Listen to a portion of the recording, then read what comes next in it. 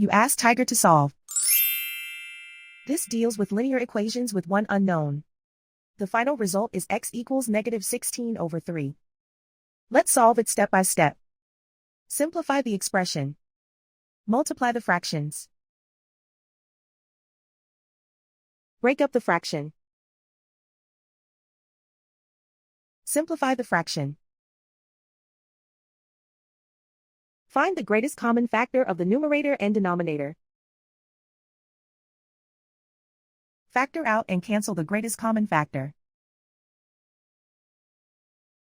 Group like terms. Convert the integer into a fraction. Combine the fractions. Combine the numerators. Group all constants on the right side of the equation.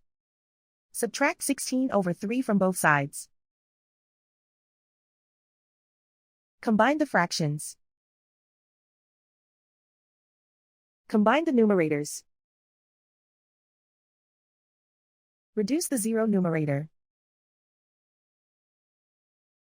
Simplify the arithmetic.